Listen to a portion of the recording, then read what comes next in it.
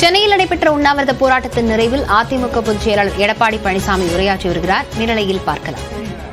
இன்றைக்கு அந்த வழக்கு ஒத்திவைக்கப்பட்டிருந்தது.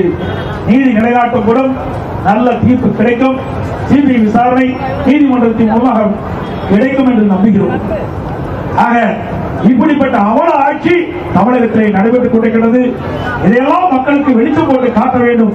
நாடாளுமன்ற சட்டமன்றத்தில் எங்களுக்கு பேச வாய்ப்பு மறுக்கப்பட்ட காரணத்தினால் மக்கள் மன்றத்தை நாங்கள் சந்தித்து அறவழியிலே இந்த உண்ணாவிரத போராட்டத்தை நாங்கள் இப்போது நடத்தி கொண்டிருக்கிறோம் என்பதை தெரிவித்துக் கொள்கிறோம்.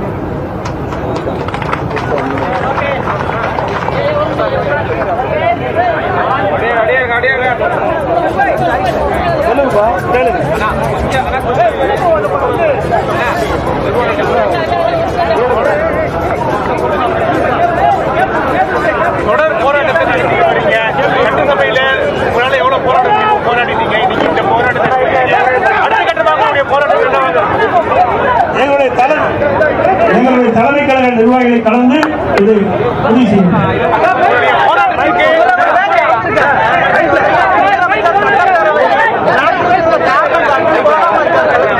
அதாவது மக்களை பற்றி கவலைப்படாத அரசாங்கம் திமுக அரசாங்கம்.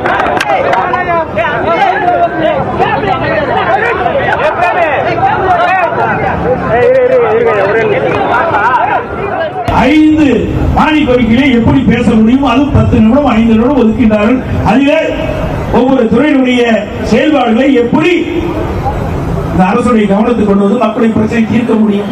இந்த 18/6/2024 அன்று முதலிலே 3 பேர் பாதிக்கப்படுகிறார்கள்.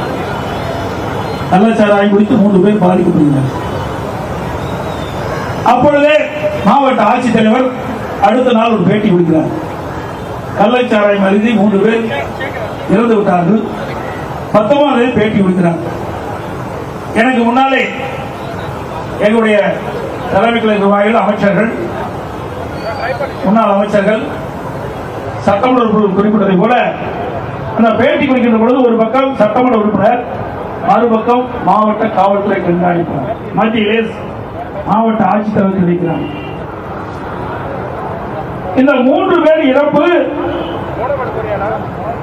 ஒருவர் வயிற்று வலியின் காரணமாக வயிற்றுப்போக்கு ஏற்பட்டு இறந்ததாகவும், மற்றொருவர் வயது உயர்ந்த காரணத்தினால் இருந்ததாகவும், மற்றொரு வலிப்பு வந்து இருந்ததாகவும் குறிப்பிடுகிறார்.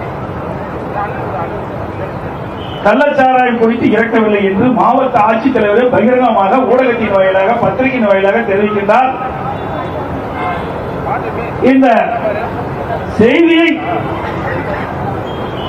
நீங்கள் தவறாக வெளியிட்டால் நடவடிக்கை எடுப்போம் என்று சொல்கிறார். இந்த வதந்தியை நம்ப வேண்டாம் என்று மாவட்ட ஆட்சித்தலைவரே பேட்டியை சொல்கிறார். இதனால் கள்ளச்சாராயம் குடித்தவர்கள் மருத்துவமனைக்கு செல்லவில்லை. மாவட்ட ஆட்சித்தலைவருடைய செய்தி கேட்டு, செய்தி ஊடகத்தின் வாயிலாக செய்தி வெளியிட்டார். அதை கேட்டு கள்ளச்சாராயம் குடித்தவர்கள் மருத்துவமனைக்கு செல்லவில்லை.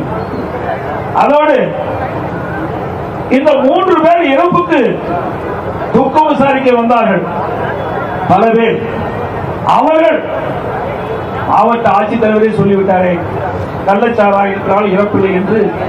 அதனால் அங்கே வந்தவர்கள் அங்கே விற்ற கள்ளச்சாராயத்தை வாங்கி குடித்து விட்டார்கள். பல பேர், நூற்றுக்கணக்கான பேர் குடித்து விட்டார்கள். அதனால்தான் இவ்வளவு மரணம். இதற்கு முழு காரணம் அரசாங்கம். சட்டப்பேரவையில் கேள்வி நேரத்தின் போது எதிர்க்கட்சிகளை பேச அனுமதிப்பதில்லை எனவும், முதலமைச்சரை மட்டுமே பேச சபாநாயகர் அனுமதிப்பதாகவும் கூறி உண்ணாவிரத போராட்டத்தில் ஈடுபட்டு வரும் அதிமுக எம்எல்ஏக்கள் மத்தியில் அதிமுக பொதுச் செயலாளர் எடப்பாடி பழனிசாமி பேசியிருக்கிறார். விவரங்களை பின்னர் வரும் செய்திகளில் பார்க்கலாம்.